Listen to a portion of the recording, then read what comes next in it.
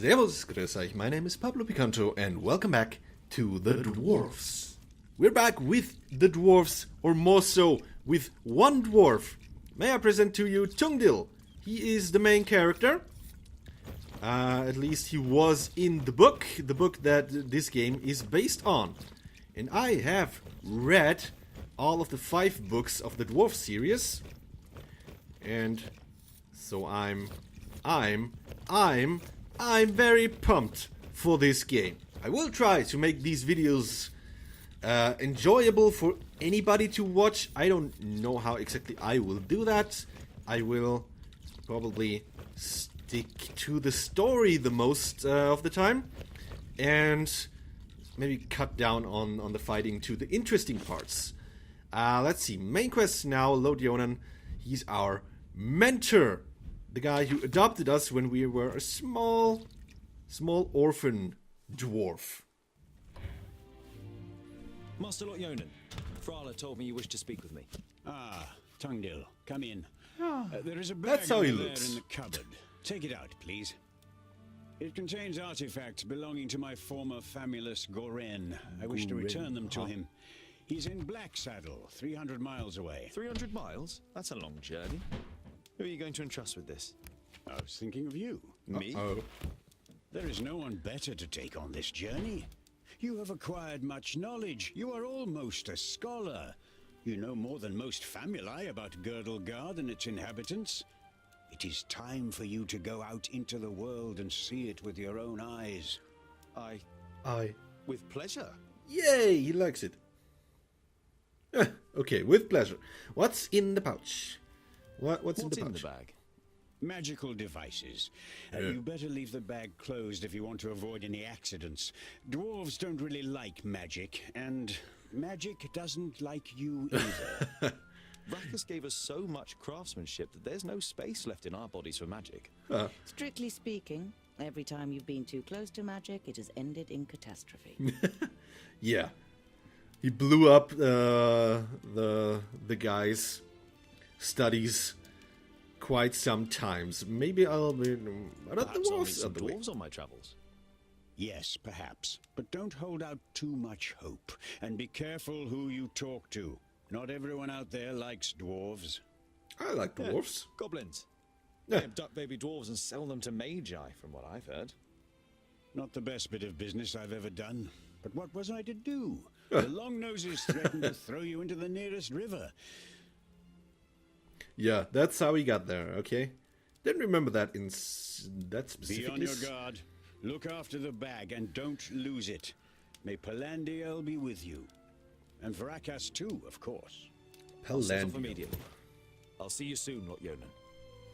Palandiel was the goddess of light, I think, some kind of. The humans are praying to her. Dwarves are praying to Vrakas. And Tion is the god of evil. For all the orcs and other evil bastards. What am I to do? Am I to set off on that journey? That instant, the famous rucksack. Your guardian, the magus, asked you to bring a rucksack. Okay. Guess I'm gonna go then. Here? Out here? Oi, mate. Can't talk to you. You're about to dive headlong into your adventure, but then stop yourself. A journey over 300 miles without provisions and a weapon. Shouldn't forget to think in all my excitement.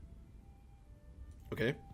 I wonder if dwarves ask Vrakus for help on long journeys. The figure on the homemade altar doesn't answer.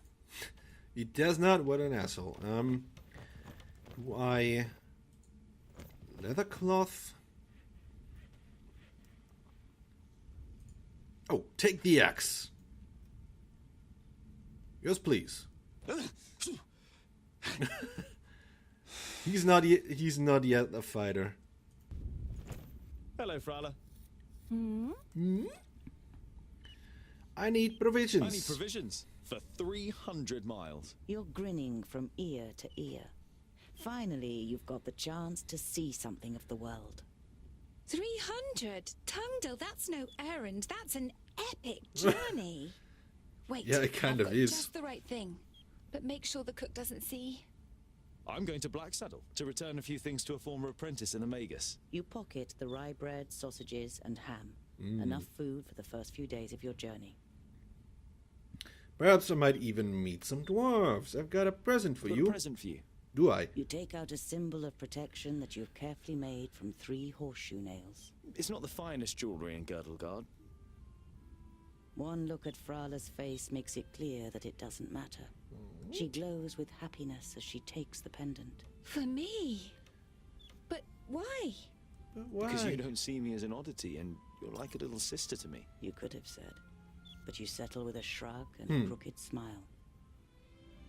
Aww. Perhaps I'll even meet some dwarves on the way.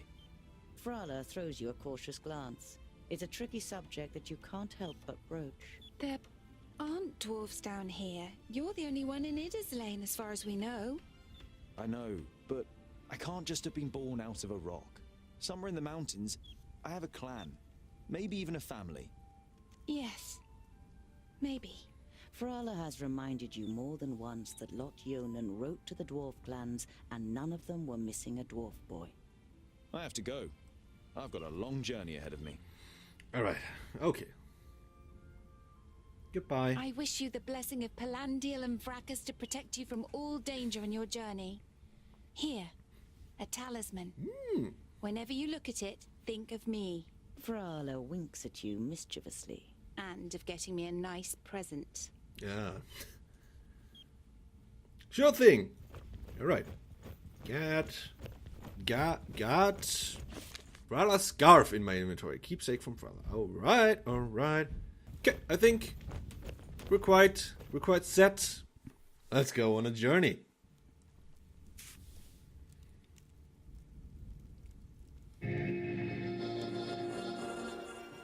Oh yeah. Nice to see you again, Lot Yonan. Oh my It God. must have been an age since we last met face to face. Newton, welcome. Newton! Please, That's his name. sit down. No, thank you, my friend. These are urgent matters, and I don't have much time. Yeah, you don't You must come to Leos Newton immediately. The perished land is stirring. Are you You got a sure? little something here. What makes you think that? I found out about 60 orbits ago, during a visit to the borders. Our magical barriers have weakened and become porous. The Elfar have left their land, and a huge horde of orcs have marched into Girdlegard. Yeah, Were shit you is able going to down. strengthen the spell with your magic? No, I can't repair the damage alone.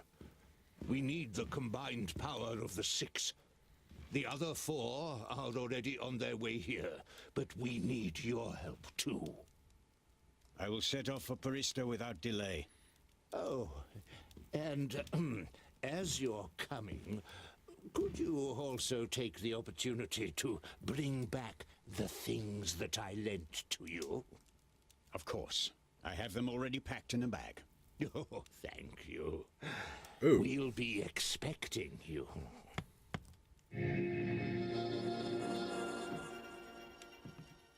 Is that a bag I have?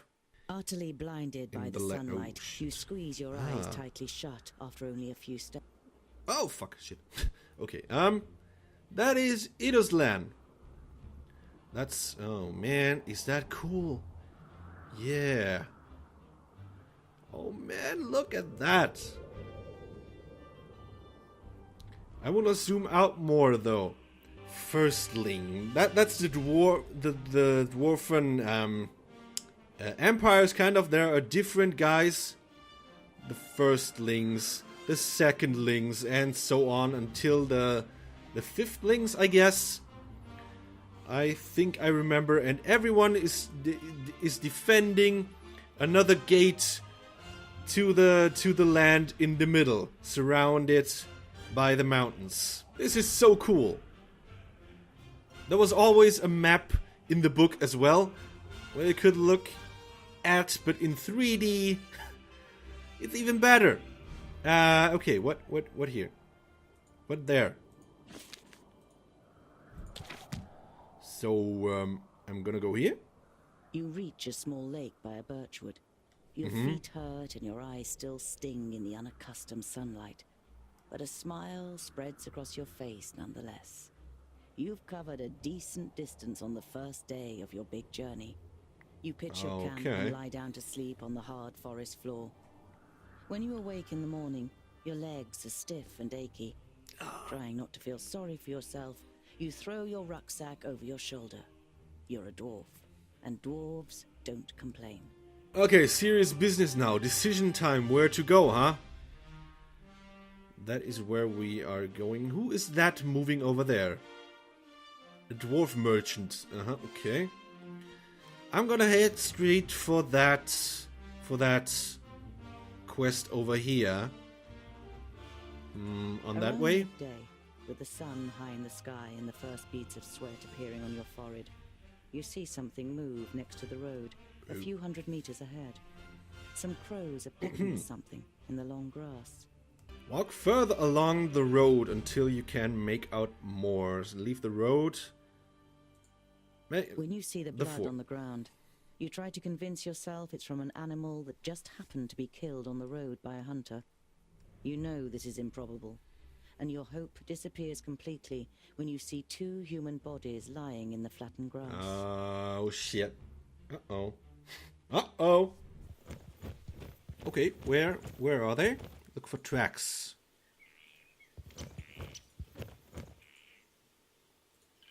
Is me looking here? I'm just gonna go. You scour the area once more and ask yourself what to do next. Stay and look for further clues. Bury the dead and continue on your journey. I'm gonna stay a little while longer. Oh, there they are. Okay, look at the body. You look down on a tall, broadly built man. He's wearing dark brown leather armor that is strengthened with iron plates. There's a sword lying next to him. Was he trying to defend himself against something? Or someone? There is no blood on the sword. Mysterious in the other one. A rucksack that probably belonged to one of the dead. It seems to have been searched and then thrown away carelessly. Let me search through it. You find a few implements, some provisions, and a map. A route is drawn on it from Parista, Nudin's capital, to Lotyonen's vaults. Oh. Oh. That's not good. That is not good. They searched for something specifically. By Vrachus. There are some narrow stab wounds in the man's chest. The cuts are too big to have been made by arrows, but too small for sword wounds.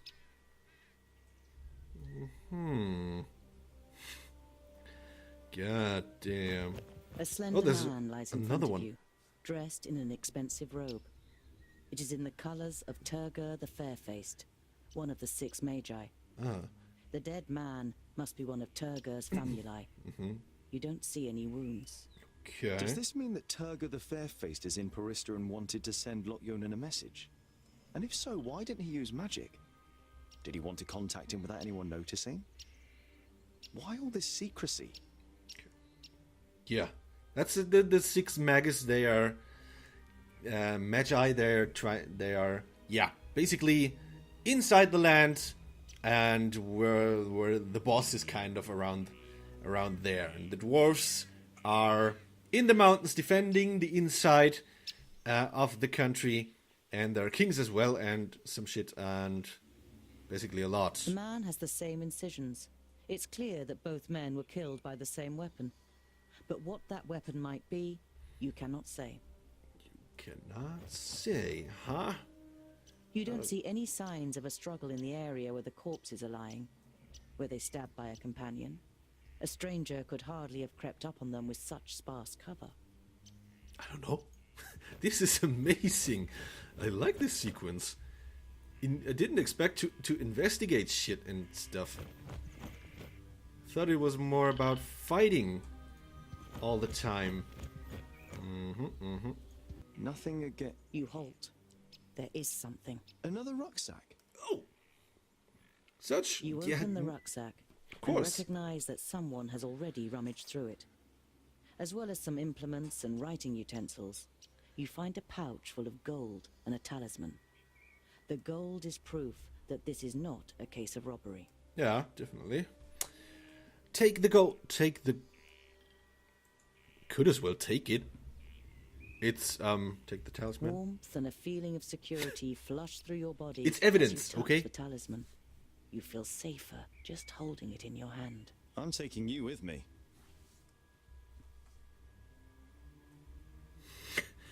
God damn, I like the atmosphere of this. Okay, I think I'm done here. Bury the dead. It's time-consuming and strenuous work digging shallow graves in the ground with a stick and covering the corpses with a few stones. But it should at least keep the crows from their feasting for a while. You continue on your way so as to put a few more miles between you and your grisly find before night falls. That is so cool, I can't even tell. So I'm You gonna see go a here. flickering light through the trees some way from the path. Uh-huh. It might come from a campfire. Approach the fire audibly so that you don't frighten anyone. I'm gonna sneak there. Through the undergrowth towards Everyone the fire. knows dwarves are Can't great at prevent your sneaking. armor from clattering and small twigs from breaking under every heavy step you take. Yeah. You curse quietly to yourself, but go on until you can see what's going on. 3 broad-shouldered men with axes sit at a campfire on which 2 rabbits are sizzling. It's only thanks to the fact that the men are joking loudly with one another and not paying attention to their surroundings that they haven't discovered you yet. Okay, fine with me. Approach the man and talk to them. Try to creep back. You I wanna sneak hear up on what the they're men talking. until a thick branch breaks loudly under your boot. I wonder if You I can realize, die. terrified, that the men's voices have fallen silent. Uh-oh. The men jump up and Uh-oh. grab their axes. Who's there? Who's there? Fuck. Keep quiet and wait. I don't know. Is there a death decision? I mean, if I die, basically the main character dies. The story won't be able to continue. Right? Right? I don't remember how or if that played out in the book. I'm gonna You keep stay quiet. silent, but the men have already become suspicious. There's something there. All 3 peer into the darkness, and although they haven't seen you, they eventually begin to move in your direction with Uh-oh. axes raised. Uh-oh. You turn around to take flight. That moment, another man steps out of the shadows and aims his axe at you. You recoil alarmed. You step into the light of the fire, your hands raised in a conciliatory gesture. My name is Tungdil. I'm only... Oh, B. Is that a groundling? A The men look groundling. you over suspiciously. What's a groundling doing creeping around here? Are you after our gold? I bet you was hoping to slit our throats once we fell asleep, subterranean No. I'm not the thief. I'm certainly not a murderer. I just want to see what it was. Why there was a fire. I shouldn't have crept up here. Well, if we forced to wield mine, I'm not sure. He's not the fighter. Your heart is pounding. At least not and yet. You confront the man a little more courageously than you feel. I'm no thief, and I'm certainly no murderer. I only wanted to see if... Pah! All groundlings are thieves and good-for-nothings. You find it difficult to take control of your voice again. Have you met many dwarves? Enough to know that you're all dirty thieves. What's with people's manners? Okay, maybe it's time to show some balls. Think about Now it. consider this. I am a dwarf with an axe, and I don't use my axe for cutting down trees. The men are visibly unsettled and lower their axes. a little. Oh. Mind games. I thought so. Provocate now. I thought so. You turn your back on the men and walk back to the path confidently. You don't hear any steps behind you, and only once you've put distance between you do you dare look back over your shoulder. None of the men have followed you. You sigh with relief. It could have ended up a very painful experience if you'd provoked the men or shown them any weakness. Okay. Glad about that. I made the right decision. I'm just so very happy how they approached this game, how close they kept to the book and how many ideas they have in this very first minutes here. I like kind of the text adventure touch and the fighting and the investigation from now.